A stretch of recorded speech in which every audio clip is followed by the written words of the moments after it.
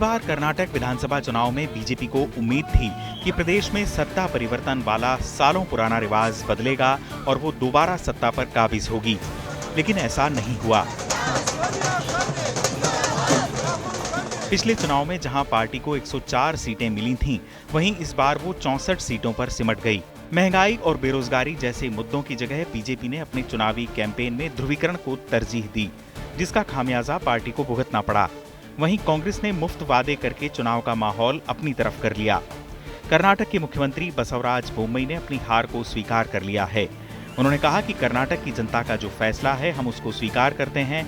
अलग अलग स्तरों पर अपनी कमियों को देखेंगे और ठीक करेंगे और लोकसभा चुनाव में हम वापसी करेंगे। कर्नाटक चुनाव से करीब 1 साल पहले से बीजेपी द्वारा धार्मिक ध्रुवीकरण का दांव चला गया।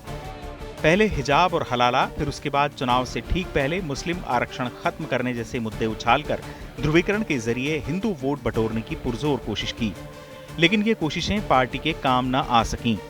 वहीं जब कांग्रेस ने अपने घोषणा पत्र में बजरंग दल को बैन करने की बात कही, तो बीजेपी ने इसे भगवान बजरंग बली से जोड़ दिया। पार्टी ने पूरा मुद्दा ही भगवान हनुमान के अपमान का बना दिया। पीएम मोदी ने अपनी चुनावी रैलियों में इस मुद्दे को लेकर कांग्रेस को जमकर घेरा। चुनाव में एक समय कांग्रेस इस मुद्दे पर बैकफुट पर नजर आई, लेकिन नतीजे आने के बाद ये स्पष्ट है कि ये कोई मुद्दा ही नहीं था। भ्रष्टाचार का आरोप राज्य में बीजेपी की हार का सबसे बड़ा कारण रहा। इस मुद्दे को लेकर कांग्रेस ने बीते 1 साल से बीजेपी को घेरना शुरू कर दिया था, जो कि चुनाव नजदीक आने तक एक बड़ा मुद्दा बन गया। कांग्रेस ने बीजेपी सरकार का प्रचार 40% कमीशन वाली सरकार के तौर पर किया। चुनाव के दौरान अपनी रैलियों में कांग्रेस नेता राहुल गांधी समेत दूसरे राष्ट्रीय और क्षेत्रीय नेताओं ने भी भ्रष्टाचार के मुद्दे को ही केंद्र में रखकर बीजेपी पर निशाना साधा। बीजेपी इस आरोप का काट नहीं निकाल पाई। कर्नाटक में बीजेपी को मजबूती देने वाले पूर्व सीएम बीएस येदियुरप्पा को इस चुनाव में साइडलाइन करना पार्टी के खिलाफ गया।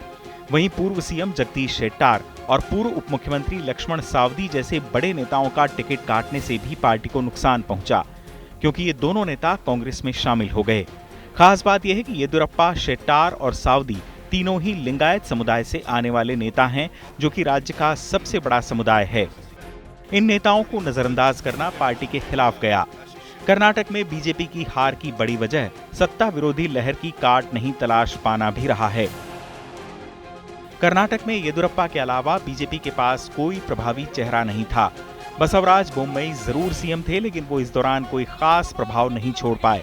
कर्नाटक में नरेंद्र मोदी का करिश्मा भी हार से नहीं बचा पाया। पार्टी जीत के लिए नरेंद्र मोदी के चेहरे पर बहुत ज्यादा निर्भर थी। मोदी ने भी कांग्रेस द्वारा गाली खाने को लेकर इमोशनल कार्ड खेला, लेकिन जनता इससे जुड़ नहीं पाई। बीजेपी के लिए इसमें एक जो मुझे लगता है कि एक जो चीज़ है, वहाँ स्टेट लीडरशिप उनकी जो थी, वो स्टेट लीडरशिप कमज़ोर लीडरशिप थी, क्योंकि ये एंटी इनकम्बेंसी जो बीजेपी की थी, इस नतीजे में पूरी तरह से वो दिख रहा है।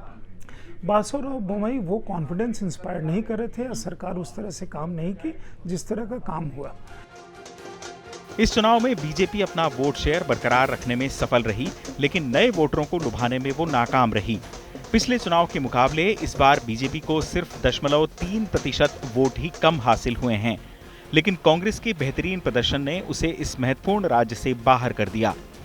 दरअसल बीजेपी के लिए कर्नाटक दक्षिण का द्वार है और यहाँ पार्टी के सत्ता से बाहर होने का असर दूसरे दक्षिण भारतीय राज्यों और 2024 के आम चुनाव पर भी पड़ना तय है।